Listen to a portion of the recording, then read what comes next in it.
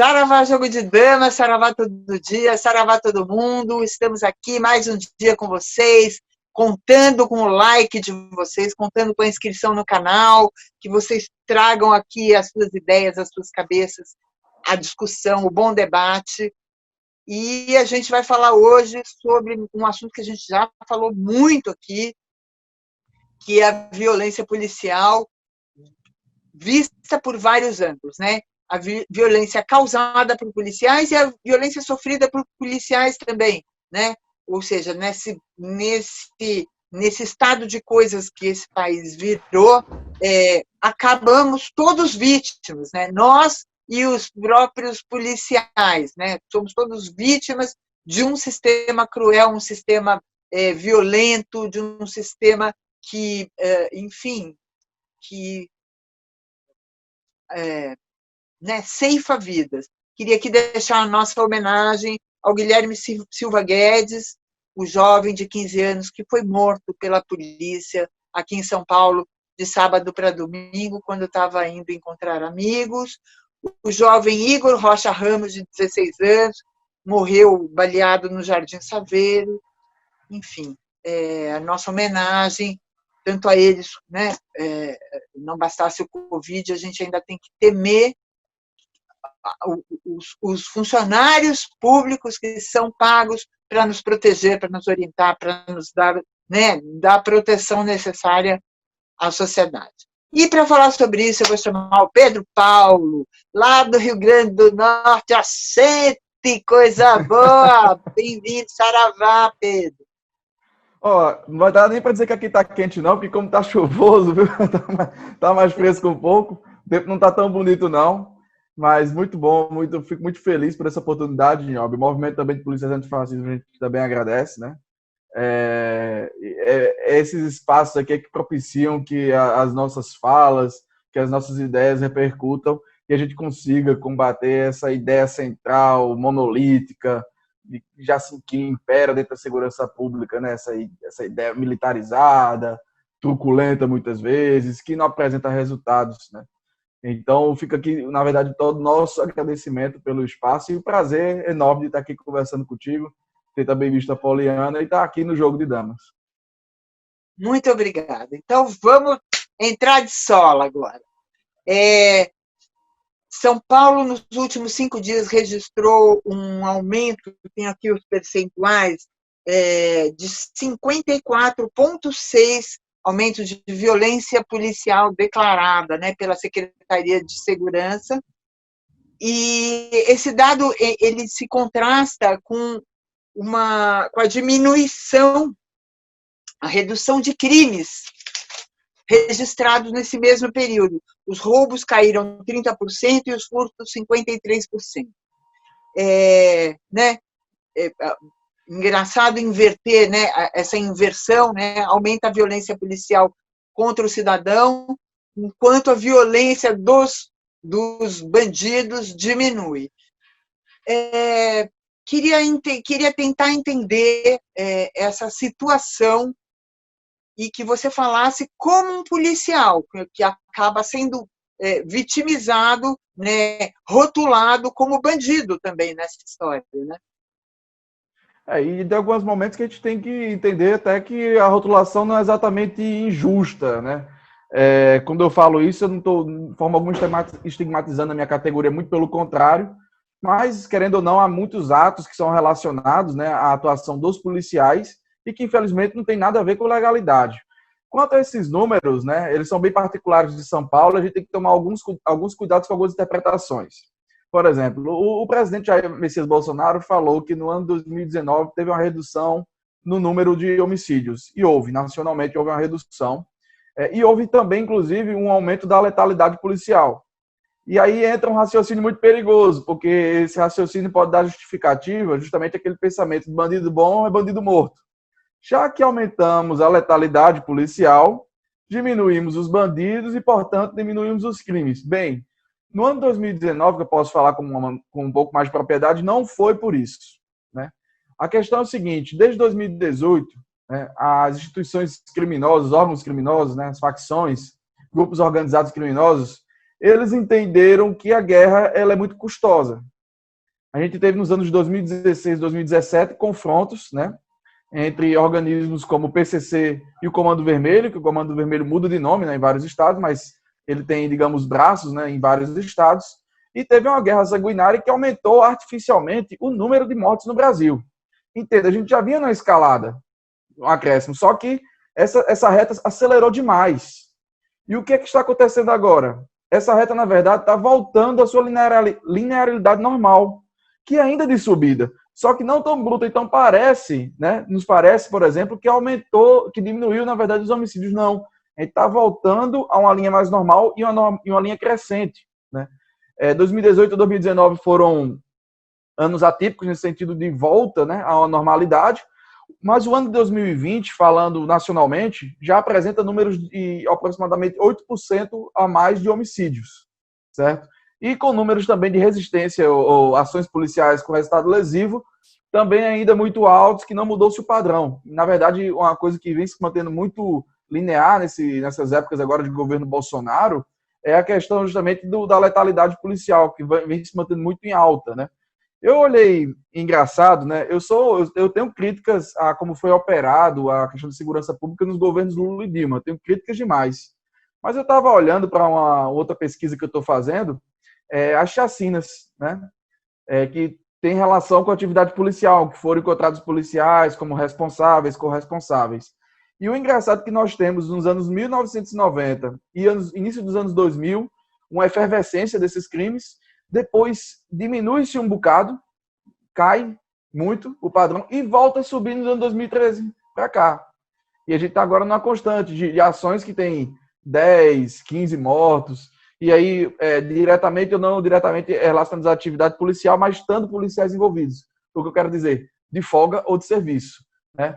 Então, a gente está vendo isso, e isso faz parte justamente de uma cultura. A questão de termos diminuído crimes, a gente vai ter que analisar muito melhor, porque tem a questão também do vírus, né, e do isolamento social, em que você diminui a quantidade de pessoas na rua, e isso também diminui a oferta de vítimas, digamos, para os criminosos. Bem, digamos que eu seja um assaltante, eu fazia em média 4 assaltos, com a redução de pessoas na rua, posso estar caindo para 2 ou 3. Então, tem também que...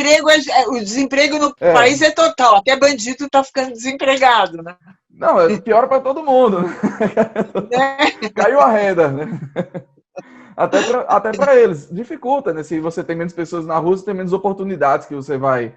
Dependendo do tipo de crimes que você comete. Falando muito daquele cara que é, digamos, um bandido autônomo, né? Que no máximo opera em dupla e faz pequenos assaltos sob grande risco. Não estou falando de grupos organizados, eles têm uma dinâmica muito diferente, que eu acredito que independe, inclusive, da crise. Mas a gente tem que ter esse cuidado, sabe, Niobe? Porque se a gente não tem uma análise mais sistêmica disso, a gente pode acabar caindo no erro de dizer, bem, reduziu os crimes porque reduziu a quantidade de bandidos, porque a ação letal da polícia aumentou. Uhum. Uma coisa que sempre me chamou a atenção, e chama a atenção bastante, é o papel da polícia, né? A polícia, ela sempre foi um organismo que passa uma certa independência dos poderes. Ela deveria responder à lei, independente de governo, é isso que eu quis dizer, né? Ela é uma instituição de Estado e não de governo, né? E mais particularmente no governo Bolsonaro, a gente está notando que a polícia é uma polícia de governo, é uma polícia militarizada que resolveu militar, né, eu não digo em favor do Bolsonaro, mas em apoio, né, às medidas e às falas violentas do Bolsonaro. Essa pergunta cabe em duas perguntas. Uma, como é que se deu isso dentro da polícia, né? Esse sequestro ideológico dentro da polícia. E dois, como é que é a formação do policial, né? O que um policial estuda, o que ele tem que saber, como é que ele é formado no Brasil? Bem, duas perguntas bem interessantes. A segunda, inclusive, é um dos grandes problemas da segurança pública, a questão de formação. E não exatamente... você vai se surpreender com minha resposta. Mas voltando para o primeiro ponto, eu até já participei dessa discussão em alguns outros espaços, né? Porque algumas pessoas entendem que os policiais têm que ser mudos, apolíticos. E não existe espaço vazio na política. Então, nós da esquerda, e eu me coloco nesse ponto agora como militante de esquerda, nós sempre olhamos para as polícias de uma maneira muito refratária, com razões, mas que a gente deveria ter superado isso e não superamos. Tanto que, inclusive, os governos de esquerda no Brasil, tanto o governo federal como governos estaduais, são mais relação de segurança, eles, até hoje, nenhum deles implementou programas reformistas dentro das polícias. O que é que se faz? Chega, administra-se colocando uma pessoa, inclusive de linha ideológica oposta à do governante na Secretaria de Segurança, e deixa que as polícias se autogovernem, no máximo instituindo alguns planos que até encontraram algum resultado, como, por exemplo, o Pacto pela Vida, em Pernambuco, que também foi acionado na Paraíba. Então, o que acontece? Né? Os organismos policiais, que já têm uma tendência conservadora em virtude do seu trabalho, em virtude da exigência da força, né, e da coerção, então atrai, digamos, sujeitos com caráter desse perfil, não é? Um pouco mais rígido, né? Já tem essa linha, a esquerda abandona, diz, não, esse pessoal com esse pessoal a gente não dialoga, não vamos conversar, eles têm que ficar, na verdade, sem direitos políticos o máximo possível e escanteados. Um policial militar, por exemplo, ele não pode se filiar a partido, né? Um policial militar que for eleito, ele vai para a reserva, ele não volta para a polícia. Então a gente tem dessas peculiaridades. Um policial militar não pode fazer greve, um policial militar não pode ter sindicato, entende? A gente cerceia a fala, né? Isso, de certa forma, durante um tempo, foi uma realidade lá dentro. Só que, aos poucos, as instituições, e aí de uma maneira negativa, as corporações, foram entendendo o seu poder e foram tendo respaldo de um outro discurso, que não começou com o Bolsonaro, mas que Bolsonaro abraçou de uma forma fraternal. Então, aquelas pessoas que eram, digamos, alijadas, entendia-se que elas eram alijadas e foram da discussão política, de repente tem no sistema bipolarizado, que ele entende assim, um lado que rejeita conversar e o outro lado que dá abraço e carinho. Para onde ele vai? E ele já tem uma tendência aí para esse lado. Ele vai para isso daí, né? Para o bolsonarismo, para pensamentos antidemocráticos e por aí vai. Então, a esquerda, né, propiciou, de certa forma, isso. A gente não reformou as polícias. Nosso modelo de polícia, ele é da ditadura militar, de 1969. Né? Em 1978, a gente poderia ter reformado isso. A gente não reformou, não se buscou reformar. A gente nunca assumiu o protagonismo por essa mudança, salvo exceções como Lindenberg Farias, no Rio de Janeiro, através da PEC 51. Mas veja, assim, a gente já teve mudanças na educação, Fundeb, a criação do Fundeb. Nós tivemos já muitas alterações dentro do SUS, Sistema de Segurança de Saúde Pública, mas a gente até hoje nunca teve uma mudança na segurança pública. Aí, bem, claro, não é só a esquerda que seria protagonista, mas a esquerda mesmo nunca teve muita atenção a isso. Então, muito natural que tenha sido abraçado. E tem uma outra coisa, assim, um valor que o bolsonarismo traz. Ninguém sai incólume, ninguém sai de graça de um ato de violência.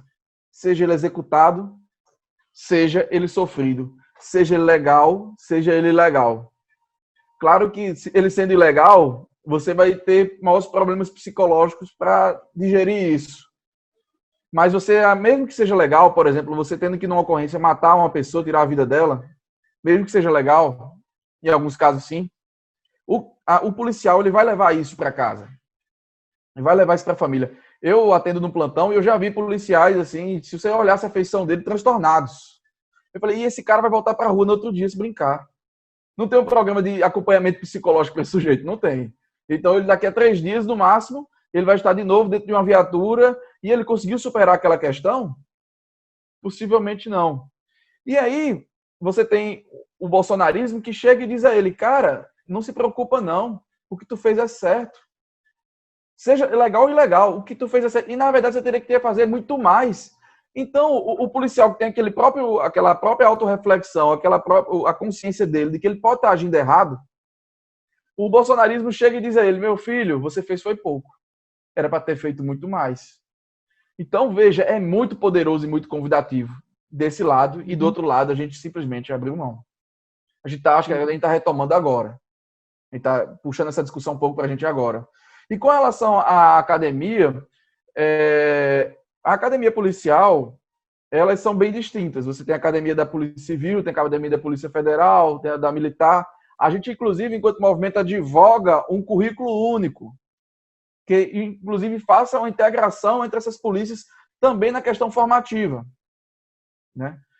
Só que, vamos lá, vamos falando dos aspectos. Conteúdo de direitos humanos você vai encontrar lá. Várias aulas de direitos humanos. Você vai encontrar direito constitucional, você vai encontrar direito penal, se brincar, você vai encontrar sociologia, psicologia também. Você encontra esses conteúdos, não está em falta. O problema não é exatamente a grade. Pode ser também. Mas o problema é o seguinte: os valores e cultura da polícia, eles não absorvem esses ensinamentos. O cara já entra, de certa forma, com certos preconceitos. E lá dentro da própria academia, ele vai ver que esse conhecimento ele é posto no segundo, terceiro plano. E às vezes até ridicularizado. Porque os próprios gestores não acreditam naquilo. Se, por exemplo, vamos dar um exemplo hipotético. Eu não vou dizer que todas as academias são assim, todos os instrutores são assim, mas eu presenciei isso. Então eu posso falar. Eu tenho esse lugarzinho de fala para falar. Alguém vai e ridiculariza com o público LGBTQI, com mulheres, ou alguém vai e fala bandido bom é bandido morto, numa situação de aula. O professor, o instrutor que vai estar lá, muito dificilmente vai chegar e chamar a atenção dele de uma forma dura. Ei, rapaz, seu trabalho policial não é dessa forma, não. O seu trabalho é proteger, seja quem for. Execute seu trabalho, seja um profissional. A sua conduta é antiprofissional. Não vai ocorrer isso. Sabe o que é que vai ocorrer? Em alguns casos? Homem, cuidado para não ser pego. Entende? De certa forma, existe um referendar tácito dentro da própria... Então, esse tipo de conhecimento, como direitos humanos, entra lá, mas não é absorvido porque ninguém acredita nele. O policial que já entra, muitas vezes já tem uma predisposição negativa, e o cara que está lá ensinando, não só de direitos humanos, porque ele é só uma areia dentro da praia, mas todos os outros eles não referendam isso porque eles não têm essa cultura institucional. E aí eu não estou generalizando, mas isso acontece sim em academias, isso acontece em cursos, ainda acontece, né? Então, temos esses aspectos, né? A formação policial, na sua grade curricular, talvez exija algumas alterações, mas tem que ter um cuidado com relação às pessoas que estão lá, para que elas acreditem naquela grade curricular. E esse é um problema, elas não acreditam. É isso. Você tocou num ponto bastante interessante, que é o sujeito desta ação, né? Os alunos, né? Eles vão lá para absorverem conhecimento. E se esse conhecimento ele não é estimulado, se esse conhecimento ele não é alimentado, vira acaba sendo uma segunda, né, um conhecimento de segunda classe, né? Direitos humanos, aí repete aquelas, né, frases idiotas, direitos humanos para humanos direitos, enfim, né? Como se você pudesse escolher para quem que você dá direito ou não, né? Como se direito fosse uma coisa seletiva. Mas, enfim, como é que é ser um policial antifa dentro da corporação? Eu sempre pergunto essa pergunta, já entrevistei outros policiais, mas eu tenho muita curiosidade, porque, claro que eu não estou acusando a corporação de fascista, mas na verdade, é uma instituição que hoje, principalmente hoje, ela está muito evidenciada, né, nessa briga de fascismo, antifascismo, enfim. Como é que é isso dentro da polícia? Como é que é visto e como é que isso é assimilado? Bem, se eu fosse fascista, minha vida era bem mais fácil na polícia. Deixa eu isso já registrado de cara. Não é fácil, estava até conversando agora com um colega, que ele tem contato com alguns policiais, ele não é. E ele fala, Pedro, tem como a gente fazer com que você seja melhor visto um pouco? E eu falei, não tem, porque se a gente fizer chover ouro, e a gente quase faz isso, de certa forma, com toda humildade, mas as nossas pautas, nossas lutas, elas vão em benefício dos policiais no geral mesmo, né? Mesmo a gente fizesse chover ouro, pela questão dos valores que a gente defende e pela doutrina e cultura que eles já têm, é antagônico, né? Então é difícil, eu recebo relatos muito frequentes de colegas meus que até são de centro-direita, de certa forma, mas me conhecem, me respeitam no trabalho, porque isso aí é um imperativo do movimento, ele tem que se fazer respeitar dentro do trabalho, tem que ter postura, tem que ter profissionalismo, inclusive com os colegas que não sejam da nossa linha, em especial com eles, para mostrar que a gente, na verdade, não está ali para desvalorizar policial coisíssima nenhuma, mas sim para construir uma polícia melhor para ele, por mais que ele não queira, ele queira essa polícia pior para ele, que adoeça ele. Mas é muito complicado, porque pelas costas, pela frente, por ameaças, de toda forma, institucionalmente, inclusive, a gente sofre uma série de perseguições, né? Eu, por exemplo, aqui o movimento do Rio Grande do Norte é muito ativo, muito forte, e a gente é nada corporativo, né? A gente, ao contrário, o que são nossas mazelas, a gente critica mesmo. Aqui a gente está sendo atacado até por um membro do Ministério Público chamado Wender Beethoven, promotor de justiça, que quis equiparar o movimento olha o absurdo, a milícia ou organização paramilitar. É desconhecer o movimento de policiais antifascismo de uma forma absurda. Eu já fui representado, por exemplo, também pela delegacia, pela Associação dos Delegados daqui, porque eles sabem muito bem que a gente tem conteúdo anticorporativo. Então, a gente critica a forma como a polícia é gerida hoje, a existência de delegados e o quanto isso traz de prejuízo para a sociedade, não é para mim só, é para a sociedade como um todo, no resultado. E aí, respeitando os colegas que são delegados, porque eles são profissionais, são trabalhadores também, estão na mesma linha que a gente, mas a gente entende que a função deles não é benéfica para o sistema. Eles podem fazer o melhor trabalho possível e a gente respeita. Mas a função, ela só existe no Brasil e a gente tem talvez o pior sistema investigativo do Brasil, do mundo, melhor dizendo, por conta disso, não só disso, mas disso também. Então a gente é perseguido de inúmeras formas. O meu rosto foi vinculado em mais 40 perfis no Facebook como miliciano antifascista. Então é uma baita incongruência, né? Mas ficou lá, mas aqui a gente não baixa a cabeça não, muito pelo contrário. Tem uma frase do Che Guevara, eu não gosto muito de citar pessoas, mas ele fala, não há tempo para ter medo, e aqui é um lema nosso. A gente não tem tempo para ter medo, então a gente continua, porque a gente sabe que a gente está do lado certo, ou que a gente pelo menos tem as melhores intenções possíveis. Uhum. Como é que é a relação da Polícia Civil com a Polícia Militar? Como é que você vê isso? Que é um outro nó das polícias, né? A gente tem... seriam nós gigantescos. Não existe só uma Polícia Civil e não existe só uma Polícia Militar. Você tem a Polícia Civil dos agentes dos escrivães e a Polícia Civil dos delegados e você tem a Polícia Militar dos praças e a Polícia Militar dos oficiais, né? E isso causa muitos problemas. Por quê? Há muitas brigas de ego. O oficial, ele quer cada vez mais se parecer com o delegado.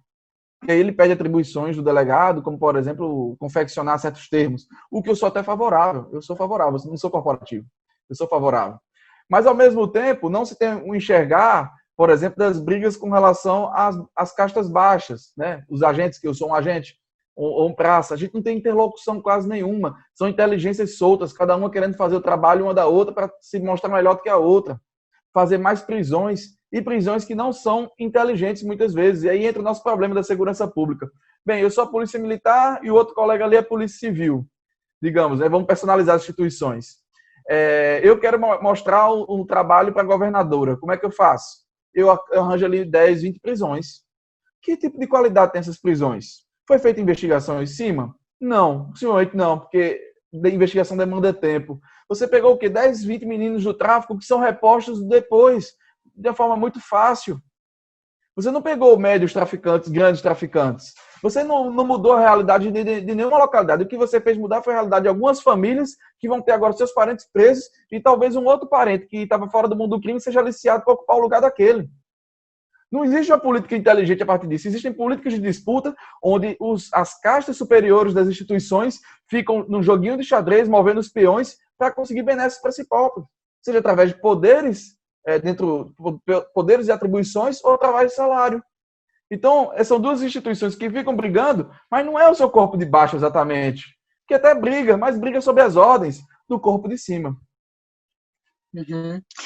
Pedro, a gente está assim, caminhando para o final, mas tem questões ainda bastante importantes e eu gostaria de citar duas. Uma, sobre a questão da desmilitarização, se esse é uma discussão dentro dos policiais antifascismo, e a outra é sobre criminalização de drogas, que é o que você citou aí, que causa um problema social, um conflito social bastante que vai além das drogas, né? A gente sabe que não é só a droga que está ali nessa questão. Queria que você comentasse essas duas questões. Eu vou tentar a mágica de adicionar isso também, a questão do armamento, pode ser? Claro, por favor. Vou tentar a mágica, certo. Com relação à desmilitarização, é um tema central do movimento, porque a cultura militar dentro das polícias, ela governa não só a polícia militar, mas todas as outras polícias. Porque a polícia militar é a grande polícia brasileira. Por mais que nós temos a PF, Civil, PRF, etc., nós temos na polícia militar o seu grande organismo, a grande forma até que as pessoas reconhecem a polícia. A grande relação que as pessoas têm, eu, você, todos os outros, é com a polícia militar porque ela é ostensiva, porque ela é muito mais numerosa do que as outras. Então, ela também produz cultura. E é uma cultura que muitas vezes não coaduna com os valores democráticos cidadãos. Por exemplo, no militarismo você tem a figura do inimigo, né? Você tem a figura da eliminação também. Então, o inimigo, que aí entra a doutrina de segurança nacional, que bebeu dos Estados Unidos, né, da herança americana, tem a figura do inimigo interno, que era antes o comunista e voltou a ser, mas é, para as polícias, muitas vezes, o marginal, o delinquente. E aí, qual é a relação? A relação não é a relação de profissionalismo. Não é a relação, muitas vezes, de eu vou cumprir o meu trabalho, mas de entender que o seu trabalho exorbita da lei e que até é facultável, em algumas situações, você negar, seja através de uma conduta simples, uma abordagem, uma forma de falar, uma forma até física ou a morte. Então, o militarismo ele é central na discussão de segurança pública. Para quer se mudar a segurança pública, vai ter que se observar a questão do militarismo, tem que se acabar com essa fonte de cultura dentro das polícias. A questão da droga é uma outra questão absurda, de impacto talvez até maior do que a questão da militarização, né? Não para mudar as polícias, mas para mudar a violência sistêmica que a gente tem. Mudaria também as polícias, mas o foco seria mais para fora. E um foco importante. A gente tem mais de 50 mil pessoas que morrem todo ano no Brasil por assassinato. 70% disso são jovens negros de periferia. Grande parte, eu trabalhando na HPP, é relacionado diretamente ou indiretamente às drogas. Mesmo que ele não seja, mas tem alguma relação com o parente que acaba desembocando na morte de uma terceira pessoa. Então, é um problema real, né? É um problema real.